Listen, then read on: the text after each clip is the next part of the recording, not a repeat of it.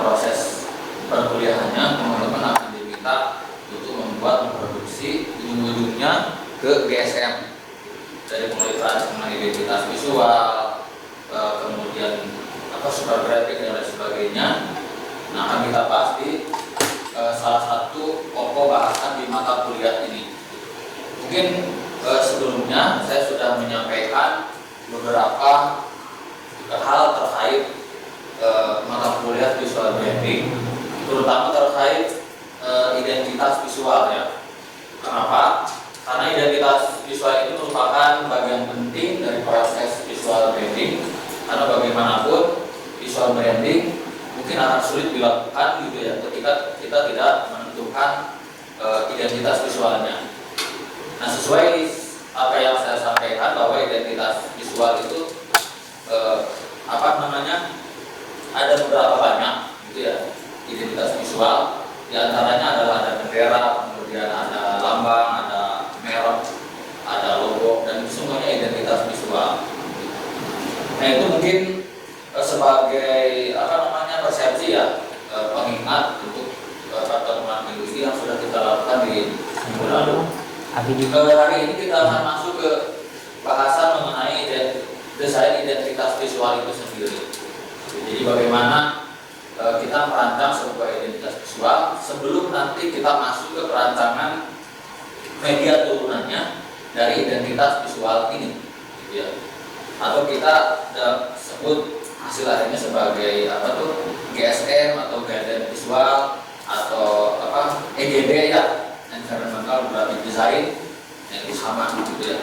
Jadi kita berangkat dari identitas visualnya dulu, karena identitas visual merupakan bagian penting di dalam sebuah corporate, lembaga, pemerintahan, komunitas ya, atau termasuk diri kita sendiri gitu ya.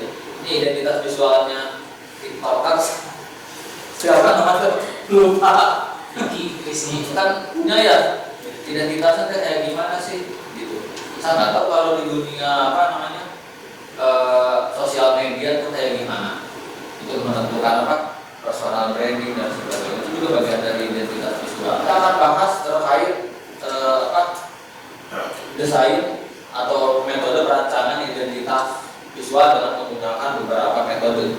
Tentu banyak metode di dalam merancang identitas visual. Di antaranya ada metode yang paling terakhir, teman-teman pasti tahu semua. Mahasiswa prodi DKV pasti tahu semua ya, yang paling mutakhir dan sangat lama gitu ya, dan dulu sangat terkenal banget, yaitu Gestalt teori. Jadi Gestalt teori ini merupakan metode yang sangat lama, sudah dilakukan gitu, tidak hanya di bidang desain komunikasi visual, teman-teman di desain yang lain juga kayak di interior juga mereka gunakan itu juga gitu. Nah, kemudian dengan perkembangannya muncul metode-metode baru seperti morfologi. Morfologi juga ada dua ya, ada morphological metric, ada morphological cross connection. Nah, itu nanti tergantung bagaimana rumusan nilai yang akan kita capai. Nah, kenapa saya menyampaikan ini? Ini metode yang belum populer, terutama di Indonesia. Kalau di wilayah-wilayah Asia Pasifik, terutama di Jepang ya, di bidang desain, di bidang seni, ini metode ini sangat populer. Tidak hanya desainer yang menggunakan metode ini, tapi para seniman bahkan gitu ya, terutama seniman abstrak, mereka menggunakan semiotika sistem tanda. Yang mungkin di Indonesia semiotika sistem tanda ini seolah hanya membahas di wilayah hal-hal yang sifatnya teoritis.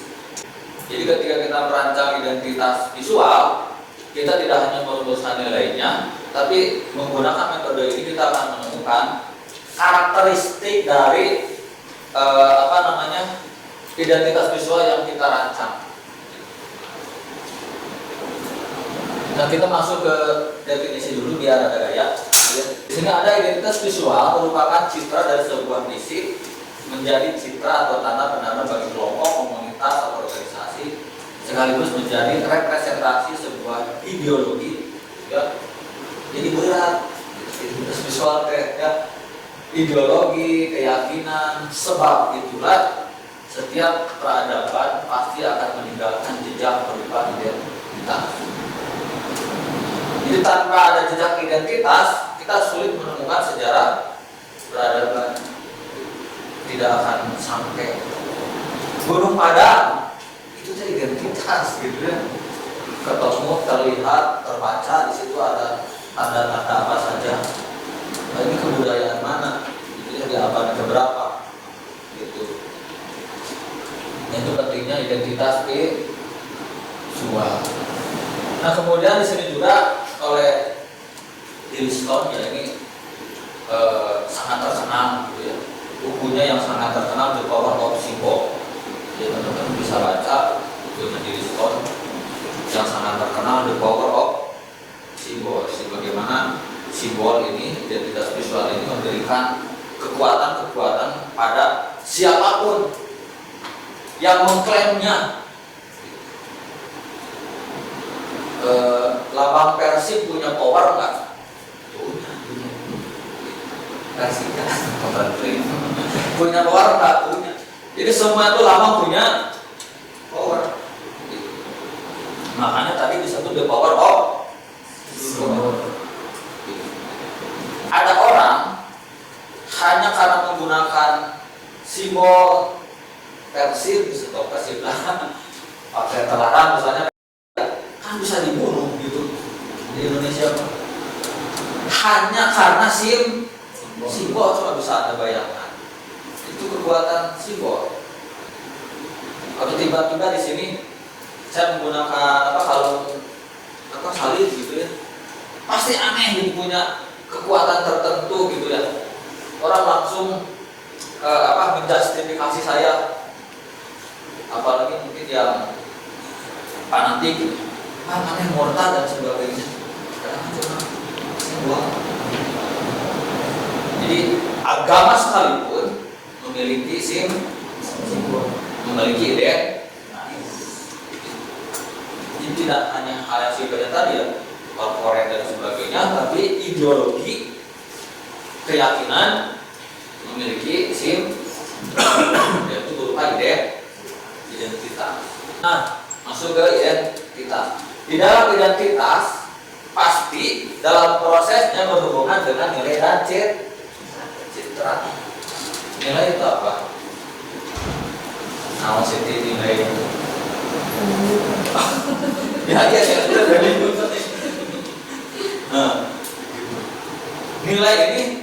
nilai ini kan abstrak ya.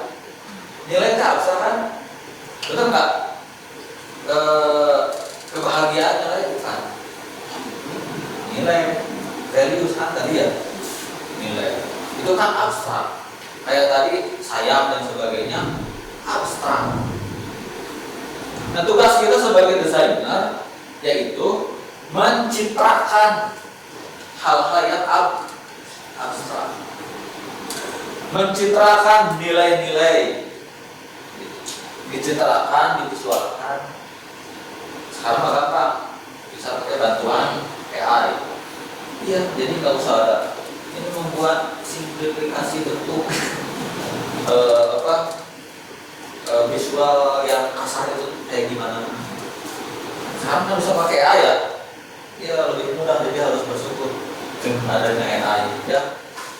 Jadi dari nilai ke citra, dari abstrak ke konkret.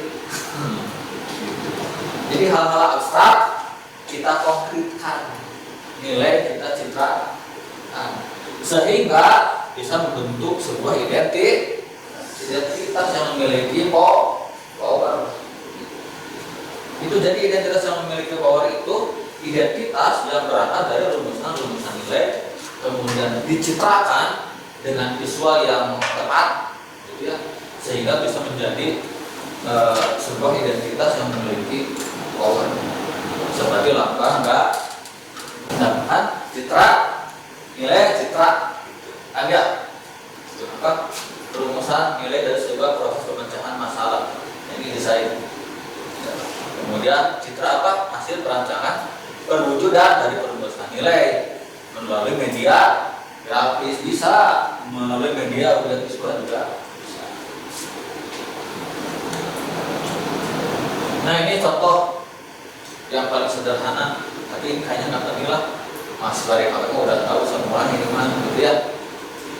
Ya saya inilah sedikit aja. Ini Xiaomi dari kotak menjadi lingkaran. Ini apa sih? Nah ini values-nya. Values-nya tentang kehidupan ya. Kehidupan hidup itu values ya. Kemudian dicitra. Nah, tidak ada yang berubah. Membuat ini saja. Dan yang aneh ini nilainya kan sangat fantastik ya. Berapa? Berubah ini berapa? Berapa? 3 miliar. Coba. Apa yang membuat mahal? Nih, ini. Contoh. Ini pasti apa?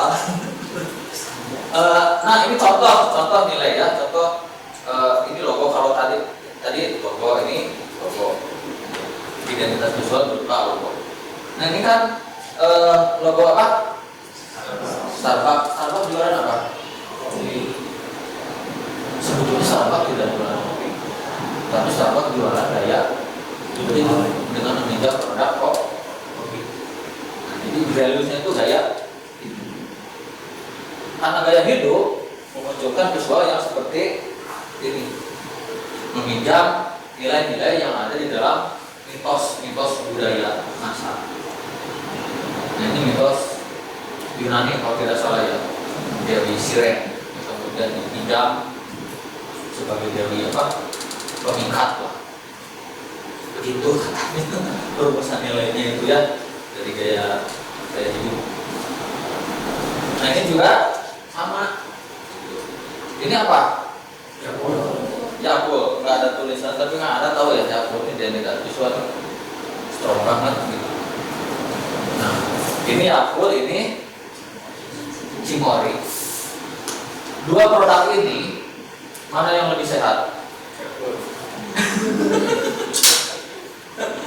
Pada semua orang tahu Yakul lebih sehat kan?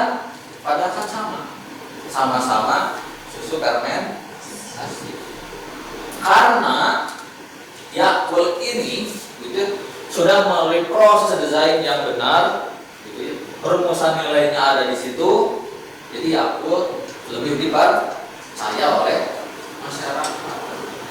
Perumusan nilainya apa? Tadi value tentang kesehatan.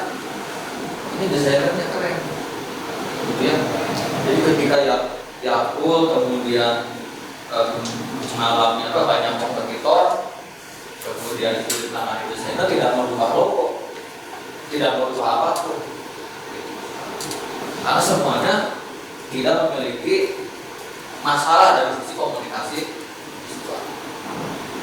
Akhirnya riset diteliti, ternyata Yakult ini memiliki kandungan bakteri yang sangat luar biasa buat metabolisme tubuh manusia. Akhirnya muncullah tagline cintai. Nah itulah yang disebut design think.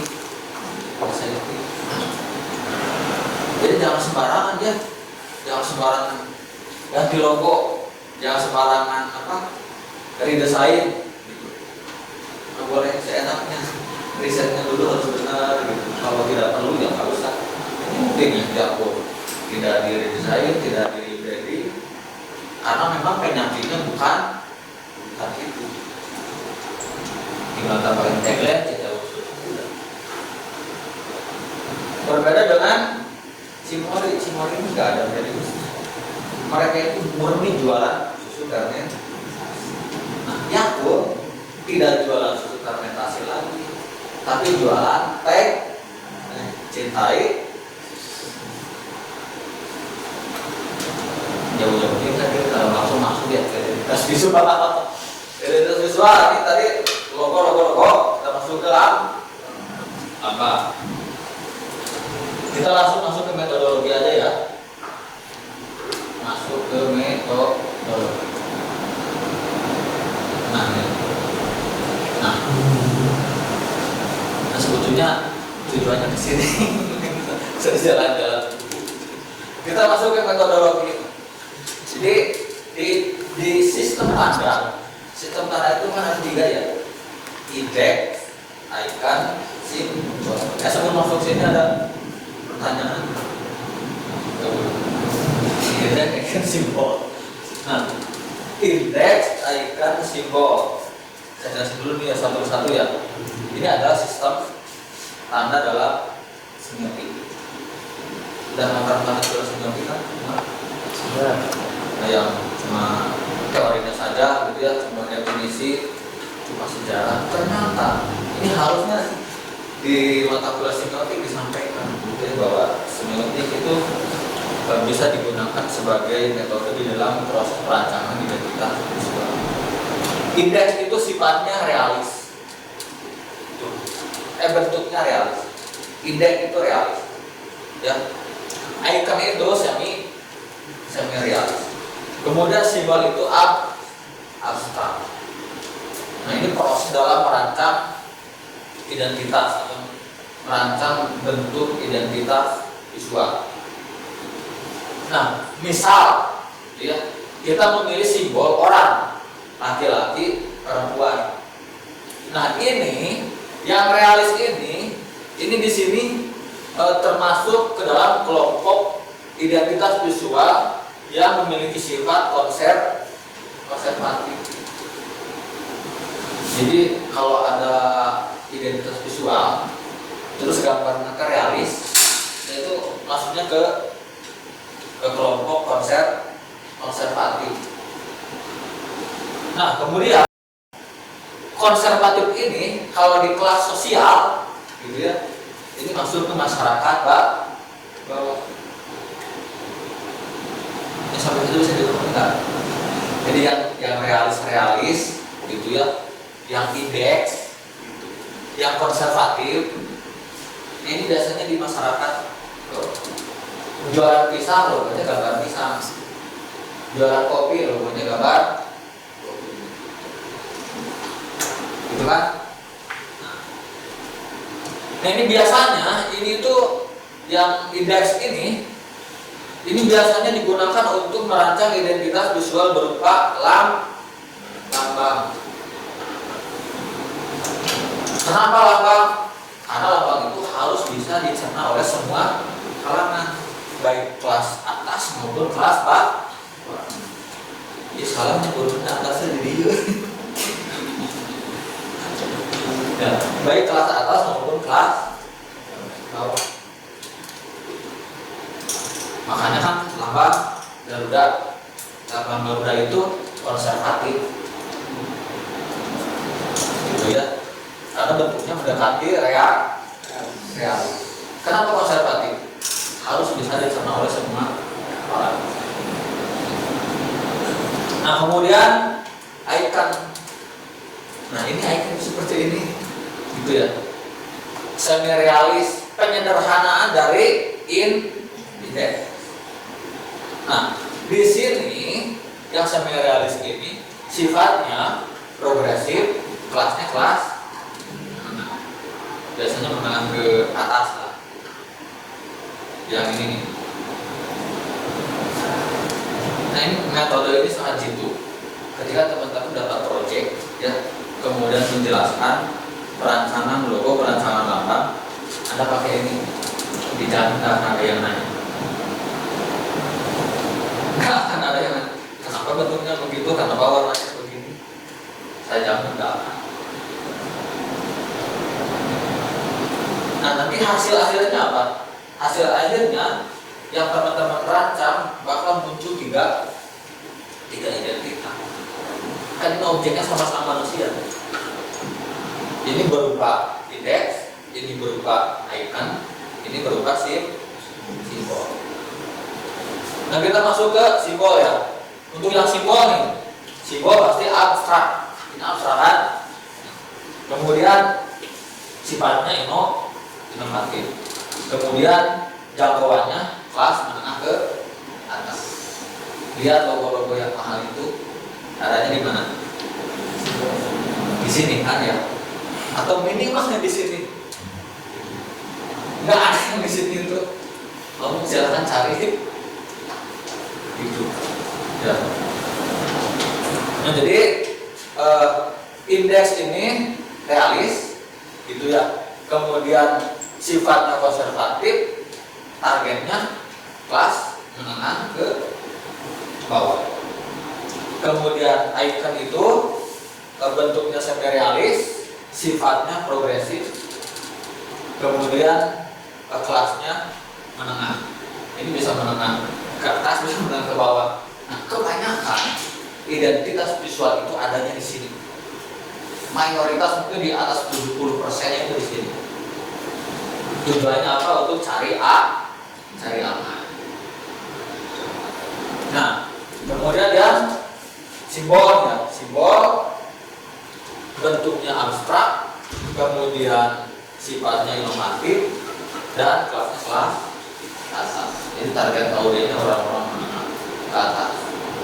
Makanya logo-logo yang berupa simbol itu kebanyakan perusahaan-perusahaan besar. Nah, bisa Anda cari nanti ya, apa saja sih perusahaan-perusahaan besar, pasti besar minimal adanya di icon ini. Nah, ini cara merancangnya. Ini harusnya posisinya dibalik ke sini ya. Jadi indeks, icon, simbol. Jadi tugas Anda itu kan simplifikasi kan.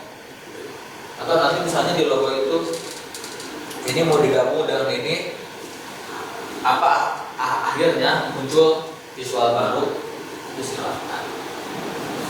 Jadi tergantung kebutuhan. Nah, ini sistem tanda semiotika sistem. Nah, ini contohnya. Ini yang konservatif. Indonesia merdeka. Yang pertama dirumuskan apa?